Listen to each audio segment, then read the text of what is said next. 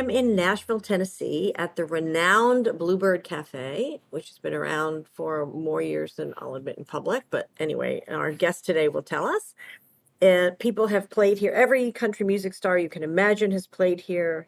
It's founded by a woman, and they even do sustainable practices. So let's find out what they do. Welcome to Electric Ladies Podcast, formerly known as Green Connections Radio, where we feature innovative women in energy, sustainability, and climate. I'm your host, Joan Michelson. We talk about leadership, innovation, technology, and careers, always bringing a new perspective. Find us anywhere you like to listen to podcasts, on our website, electricladiespodcast.com, and through my Forbes blog as well. And please pass it on to your friends. So if you are a fan of country music, or you have ever watched the show Nashville, or you have ever been to Nashville, or you're in the music business at all, or you are not living under a rock, you've probably heard of the famous Bluebird Café, which has been on the show Nashville. It's every artist you can think of has played here. Even Taylor Swift debuted here when she was 15 years old. Think about that for a bit. But what we didn't know is it's founded by a woman, run by a woman, and they have sustainable practices. So let's find out what they do. I'd like you to meet Erika Wollam-Nichols, who is president of the Bluebird Café Incorporated, which operates the Bluebird Café. Welcome to Electric Ladies Podcast, Erika. Thank you so much for having me be here. What an exciting morning. Well, thank you so much. And we enjoyed the show last night. It was great. So tell us a little bit for people who don't really know the history of the Bluebird. So give us a little bit of a history. And one of my favorite factoids is that you have a Women in the Round show, which apparently your website says debuted in 1988 with some pretty amazing women. So tell us a little bit about the history of the Bluebird Café. Sure. So this is our 40th anniversary this year, celebrating, which is remarkable for a tiny music venue. When the Bluebird started, when Amy Kurland started the Bluebird, she just wanted a little restaurant and wasn't really thinking about any of these things that might happen. So she was dating a guitar player, as many women in Nashville do. And he suggested to put a stage in, and he would find friends and they would play here and have a little bit of music. And well, that happened. The rest, as they say, is history, right? The rest is history. But I will say, and I started here as a waitress 2 years after it opened, and most of the performers at that time were bands, and that made the room super loud. And one night, Amy was working on a songwriter show, and the show came in, and she looked around the room and saw that everybody in the room was quiet and listening, and kind of went to herself, wow, this is an amazing transformation for the room, because this may be what the room really needs to be, is this kind of a space. Didn't hurt that she made more money that night either than she ever made before. Yeah. Yes. So that started the tide turning towards more songwriters. And I mean, by background in that Nashville, and you know this, Joan, now from being here, Nashville is a songwriter's town. And we are so lucky to have that foundation of music in this town, because it's an entire culture all its own. The writers have, as you know, stories to tell. They come to their writing sessions bearing their souls, which then become all of our stories.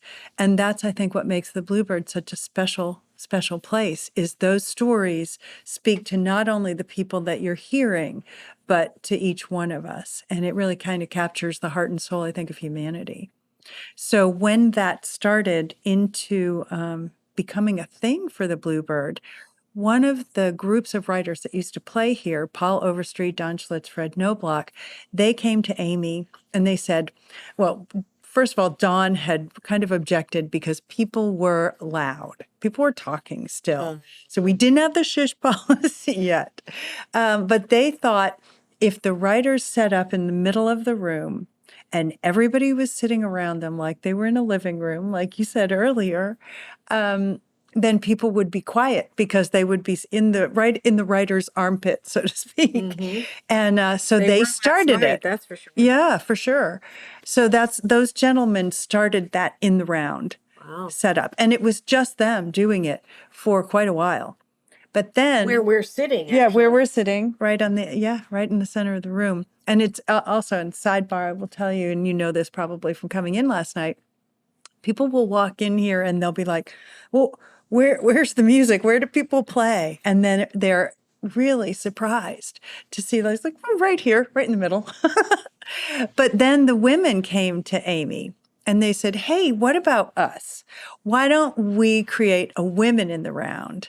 And so they started that up as kind of a secondary approach and the second group of people to really make that a thing. So it really became a thing, and people were, setting their clocks around coming to see Pam Tillis, Karen Staley, Ashley Cleveland, and Trisha Walker. And they became, the women in the round, and then picked up that format that had originally been suggested by Don Schlitz and Fred and Paul.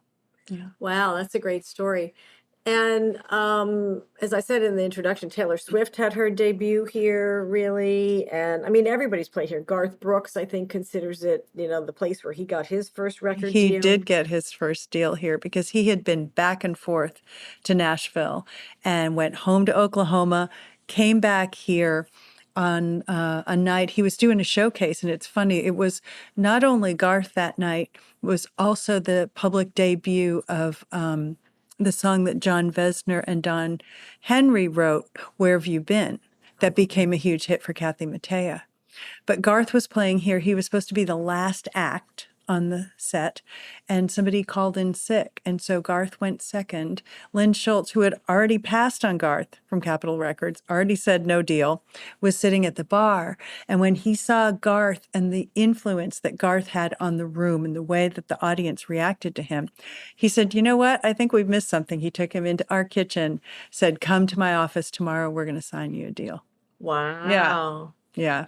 So Garth will lay his coat down for Amy and the Bluebird Café. Oh, that's great. Yeah. So, what people don't know and obviously can't see because it's not video is it's kind of a small place. You hold what, about 100 people here? 86. 86. Okay. And it is literally, I mean, you are literally under the armpits of the musicians. I mean, you are, I mean, we sat against the wall and you could see people. I'm about 3 feet from the microphones in the middle of the room, and the musicians are putting their drinks on Yes. the table behind them of the people next to. I mean, and it's the only frustrating thing was that there was no room to dance. Oh, we don't have a dance No, permit. you don't. Oh, you don't have a dance permit. But what you said was really cool about the stories. I mean, that was what I said to my friend Julie, who was with me, is that the story, I love the artistic process, right? The creative Right. process. And the ways that some of these stories come about are so cool. Like John, not John, the Brian White has Yes. told the story of Rodney Atkins coming in from being late because of a situation with his son, and where his son had modeled his behavior in a way that the teachers didn't quite approve, and so and it gave birth to this great song, Buckaroo, which is, I'm your bucker, whatever. The people probably know it from, I'm just a little, your buckaroo. And it was like, oh, so, that's the beauty of being here, is you hear the story behind the lyrics of the song. It changes quite a bit, I think, for people's relationship to the music when they get to that understanding. We do shows out at the Sundance Resort in the summer times on their big stage. 1,400 people a night on a sellout. They're as quiet as they are in here. It's amazing.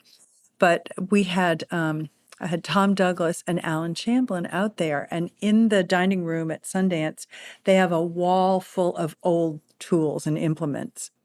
And as they were having breakfast, they were talking about these tools, and Alan looked at Tom and he said, "Well, what if it wasn't about building a house, but what if it was the house that built me?"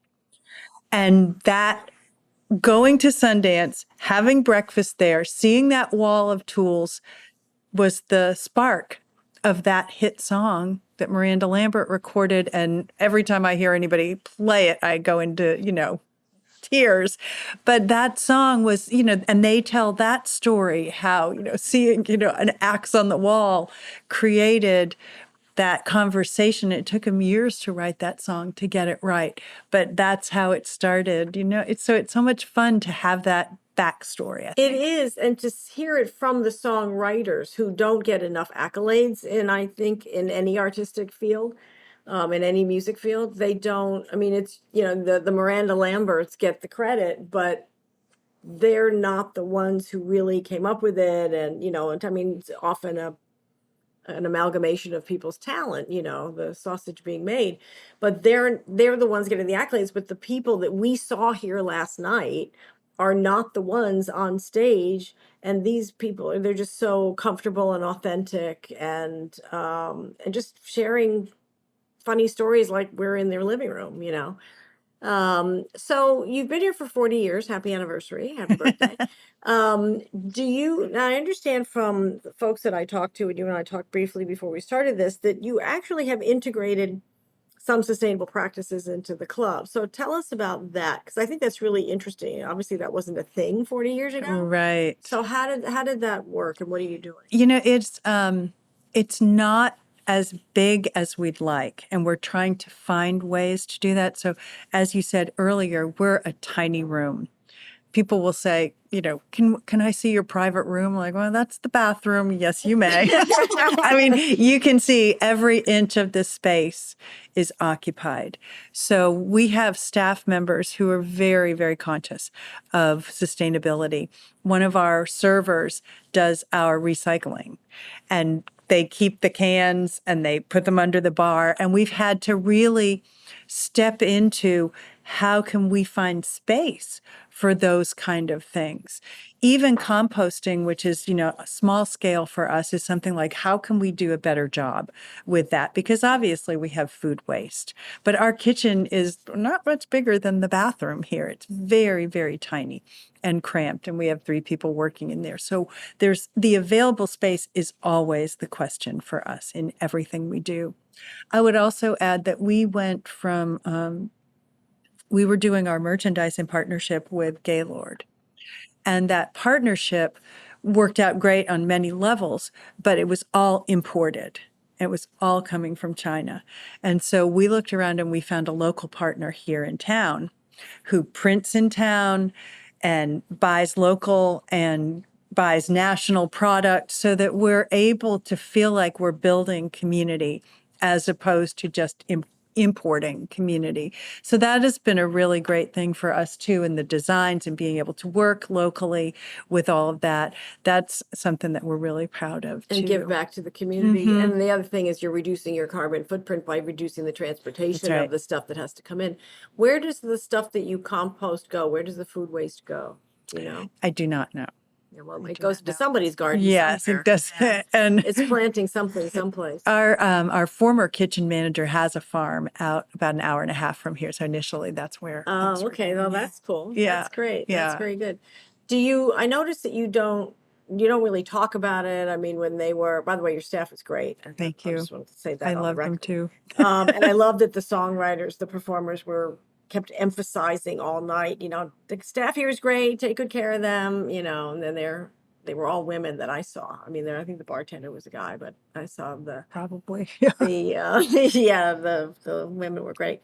How did your team respond? How did it start that you decided to do recycle? Because at some point that has to be a decision. Was that Right. when you took over? or Right. what? It had been off and on for quite some time. When I was a server here, we would always crush the cans and try and get them to recycling. But now recycling is a lot more of an option for us. So we just had, and I haven't even seen it yet, even though I pulled in the back parking lot, we just had a new dumpster brought that will just take cardboard. And the cardboard, I can't tell you. I mean, if you think we have beer cans, yes.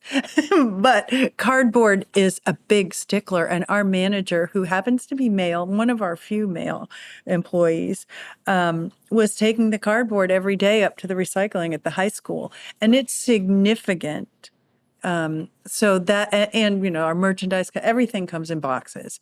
And so to have that dumpster was like, whoa. We had looked around for a long time to find how can we afford this? Where are we going to put it? That kind of thing. So we're feeling pretty good about that too. Well, I think it's great. I mean, the reason that I wanted to get a bit granular is, it's a whole bunch of decisions, and you have to have the will to want to work through those decisions and find a way. Yes. You have to want to find a way. It's not going to be easy, No. especially when you're integrating it into an institution that's been around for 40 years and is the size of a matchbox. Yeah.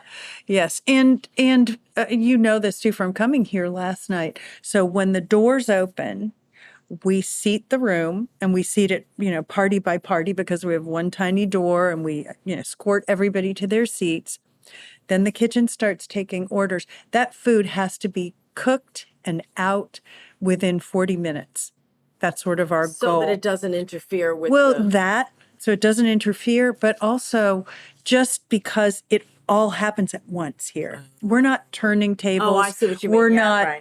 it's like the kitchen gets slammed. It's not like you have a table that's seated over there and then you can time Yeah, it. and then It's not like a this one and restaurant. this one. It all happens that's a at good once, and it happens twice a night. And they clean up at the same time. Yes. Everybody at the same time. Yes. And so it becomes a thing. It's like just what you're saying. It is a decision where it's like everybody's rushing here to make sure that things get done in the time period that we have. So washing out a can or, those things have to be a conscious decision. How do we do a good job at recycling when it would be so much easier clearing the room to just toss it?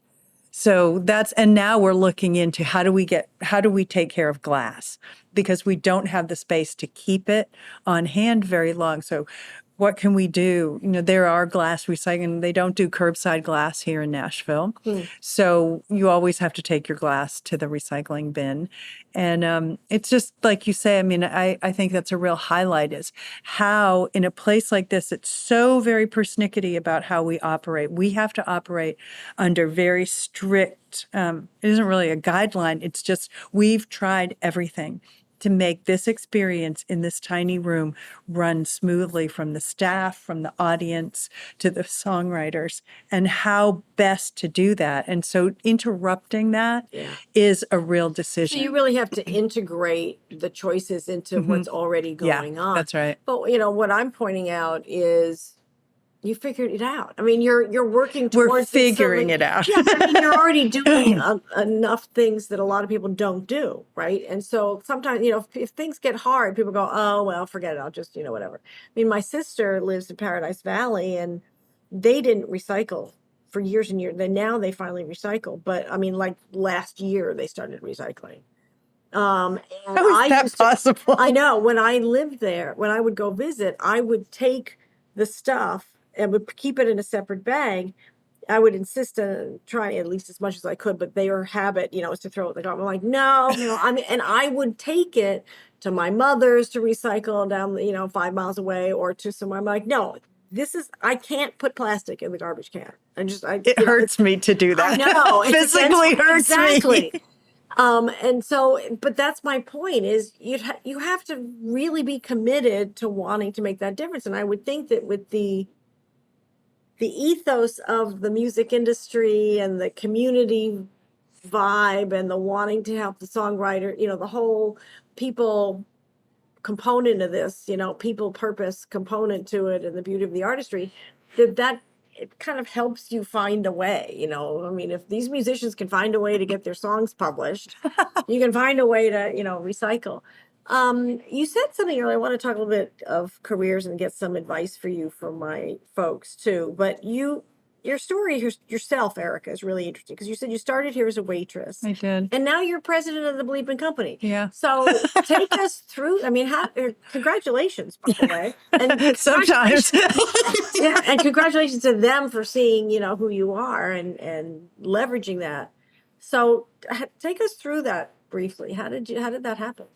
It's just like the Bluebird, very organically. I was working here as a server. I was a philosophy major at Belmont. I had been accepted in PhD programs, and I'm from Massachusetts originally, which is the recycling capital of the world, because in my tiny town, we all had to recycle. We all had to sign up to go to the dump to recycle and work on the recycling. So I have a lot of consciousness about that. But I went back to Massachusetts and was doing marketing for a builder. And there was a big music festival, big arts festival here in town called Summer Lights. And Amy, who not only owned the Bluebird, but was my friend and my roommate and many other things, recommended me for the job of booking this festival. I'd never done anything like it. I didn't know what a musicians union was. I didn't know what backline was. I had no idea how to write a contract, any of these things. But she recommended me for the job. And long story short, I did that job for 5 years, booking 300 acts over 4 days. Well, you are familiar with some of that. Julie here is with us. But it was an amazing festival. It was downtown Nashville. And that festival included children's dance groups, theater groups, the ballet, the Nashville Symphony, every artist in town from Bela Fleck to Winona, and imported Ani DeFranco's first show. I brought her in for that. Donna Summer came. So for me, it was an amazing experience walking into that completely blind and then getting to know everybody in town. It was immersion. Totally. And because of the scope of that festival, I knew people from the Recording Academy down to all the theater groups. And so when I left there, I actually went to the Songwriters Association to produce Tin Pan South Songwriter Festival for them. And from there, got hired by the Country Music Hall of Fame to help with their new building opening and programming there, and then got promoted to Vice President of Marketing and Community Outreach there. So At the Country Music Hall of Fame? Music Hall of Fame. Wow. Yeah, that was a lot because my very first day on the job was September 11th, 2001. Yeah, I mean, I had been there for 8 months before as director of public programs, but I got promoted on September 10th, and very first day. And tourism, which was supporting the museum at the time, went away, as we all know. So, yeah. For yeah. that period of time, anyway. It came back, obviously. Yes, it did come back, and many things adapted, and Nashville changed, as we know, to really be a driving tourist destination in way more sense than it was originally or in early 2000s. Yes, I've discovered it's now the bachelorette capital of the world. It is. Oh my goodness. Go to the airport on a Thursday afternoon I know, and I it's went like through it. squealing pigs. I flew in on Thursday with a group of a few bachelorette parties. A few, yes. And they're lovely women. They're like, in medical school, and doctors and lawyers and architects and all kinds of interesting occupations. We get some of them here, but the shush policy kind of keeps us. Yeah, that would be a hard thing for them. Yeah. So then you became owner of this? No, I started working back at the Songwriters Association when I left the museum. And I was working, and I was in graduate school, so I got an MFA in art. While I was working at NSA, I was director of development, so raising money for them. And Amy came to me and she said, I need to retire after 25 years. And I had seen, that process. I'm like, yes, you do. This is a lot. And she said, what do you think if I sell it to NSAI? So it will always be for songwriters. And I said, that would be amazing because I could still work 3 days a week and work in my studio. I can book shows and do marketing and all, that would be amazing for me. Well, it didn't actually work out that way because it ended up that I became responsible for everything here and where the buck stops. But at the same time, it was really good for the Bluebird because everybody who worked here at that time knew that I had worked here and I had done everything except cook. I was a host, I was a bookkeeper, I was a bartender, I was a server. I had worked in and out of the Bluebird while I had other jobs. I'd come and bartend a couple nights a week for extra money. So the staff knew that I understood this place. And I think if somebody else had come in even with me being involved, if somebody else had come in as the general manager and overseeing operations, I think it would have been more frightening to them. Well, the thing is that you knew the ethos of the environment. I mean, you knew that it's not just a place to come hear No, music, right? It's an no, institution, it's a and community. it's a community. It's a special kind of vibe, and that makes all the difference in the world. What so how do you feature? I saw the obviously we just go back for the women's round, women in the round. One of the problems in country music is that there's a big controversy of women in the industry not Of getting course. enough of the microphone, right? And Yep. getting enough play on radio stations, etc. So how do you guys deal with that? Do you have any kind of a do you I mean how often do you have women in the round? I mean, how do you try to give more of a it's interesting because you're owned by you had all your owners have been Most of women. my Yeah. staff is women too, our Yeah. admin So staff. do you pay any attention to that? Do you try to give any more time to women performers or songwriters? I think the most, um, well, first of all, booking the club. So I book the late shows, and there's another young woman in our office that books the early shows and is very much in touch with the up and coming writers. And then a third woman who handles our Sunday writers' nights and some of our very, very baby writers. So we're always when we book these shows in the round like you saw, I don't book four people. I talk to one person and I say, "Hey, how about, next Friday?" Or they call me and they're like, my parents are coming to town. Can I get a Saturday night in September or whatever?" And yes, they're the ones who create the shows. Ah, okay. So it has that feeling of they know each other. Well, They and you write could tell, I together. mean, the guys were neighbors and Yeah, they they played play. together. Yeah. Yes. So in that sense, sometimes it's out of our hands. Right. But in shows like when I do the Sundance shows, or we have a series called Bluebird on the Mountain that we do in partnership with Vanderbilt, then it's like, okay, who's going to play at these shows? It's usually three writers off site.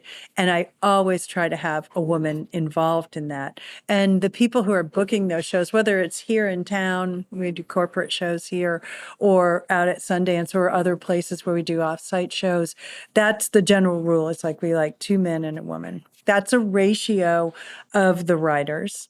But it isn't always that way. I mean, we have an amazing group with Emily Shackleton, Victoria Banks, and Phil Barton.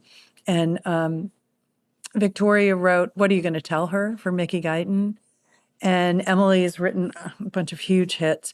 And so that group, obviously women driven, is amazing. And Phil Barton is just rolling with it. I mean, those are his writing companions, those two women. Yeah, I watched Songland when Oh, it was yeah. on, and I loved Esther. She was great, and I thought, I wonder if Esther's going to walk in. So, before I let you go, I like to give some career advice for mid-career women. And you've had such I mean, now you've told your story. It's really so fascinating. Um, what advice would you give to mid-career women, say women who have, 10 to 15 years of experience?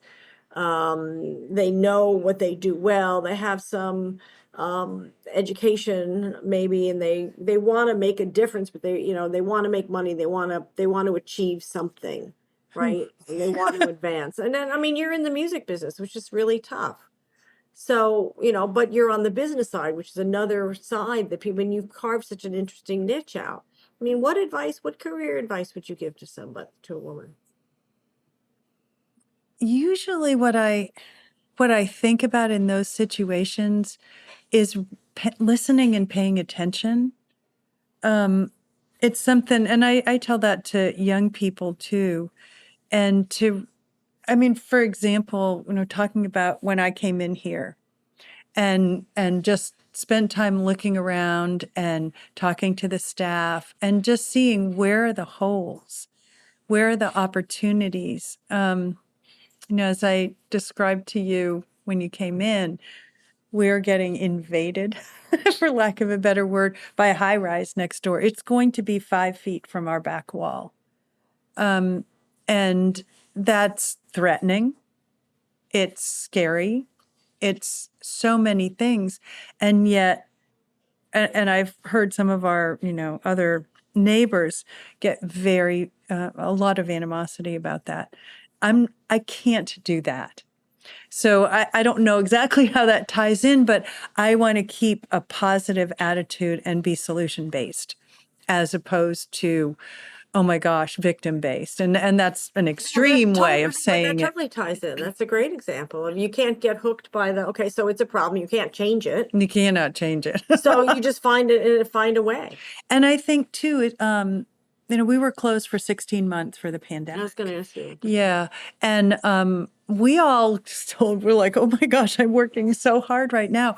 But that was like, okay, so what's our opportunity with the pandemic? And we found some, and we changed some of our operations that we would not have had an easy time changing because we had that gap. We also did a flash mob that we got taken down on YouTube with our staff, which was really fun. But for example, we did not charge for the early shows forever, ever. And it was Amy's theory and belief, and rightly so at the time, that was an opportunity for up and coming writers to come in and see other writers and build their community. Because as we know here, boats rise together, and I have seen it happen with writers who have become partners and helped out and rose to great success. So that was the theory behind these no cover early shows. And I had taken some criticism as years went on for that. And I kept sticking to it and kept sticking to it. And we would talk about it as a staff. And then we had this gap. And then it was like, well, we are for songwriters. That is our mission, for songwriters. So we're getting 85% to 90% out of town visitors now, which is great because we're getting to teach them how important those creators are. But we're getting these people in here. It isn't the writers coming in anymore. So what helps the writers? Money. That's what they need right now. So boom, we put a cover charge on the early show, and nobody's blinked an eye. But all of a sudden, the early show writers, the up and coming writers, are now getting paid. And that tells a different story, but a great story. So I don't know how, we could have done it, obviously, but this gave us the opportunity not only to change it, but to understand why we were changing it. And I think that's the other advice that I have for, what we take with our staff too, is like, what are we trying to do here? What's our goal here? And what's the best way? Looking at it in that way. So, and we're lucky we have a place. When the pandemic happened and we formed an organization of venues in Nashville. So we would meet once a week on Zoom, each talking about how we were sustaining, what we were doing, all of that. That was a great other byproduct of the pandemic. Now we have a unit of togetherness, which is great.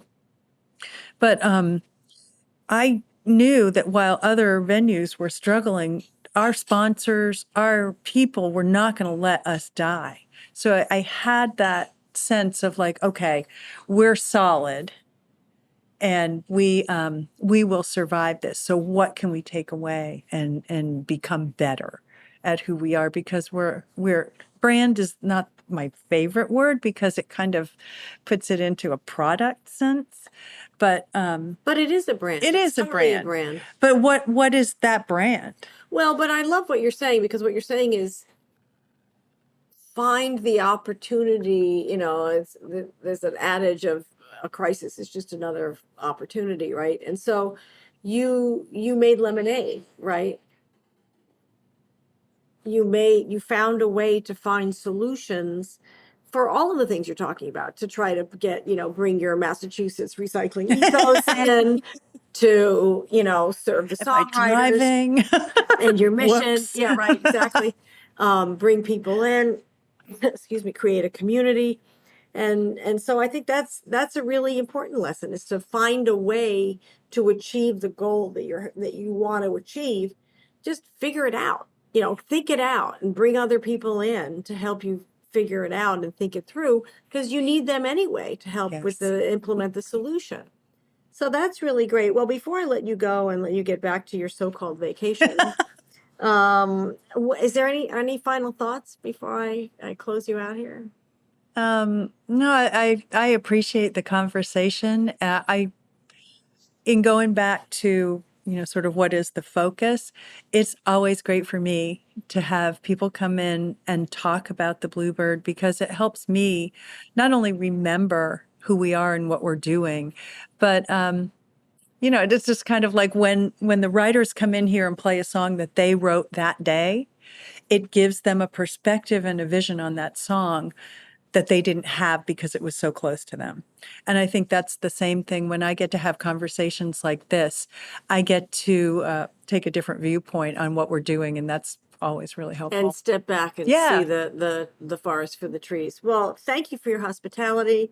Erika Wollam-Nichols, president of the Bluebird Café Incorporated, chief advocate for songwriters in Nashville. Doing what I can. Thank you so much for joining us today on Electric Ladies Podcast.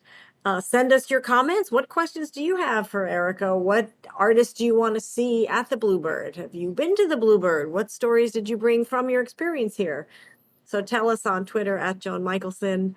Thank you for joining us. Thank you so much for having me and for coming to the Bluebird. Oh, you're welcome. Thank you for your hospitality. See you next time. All right.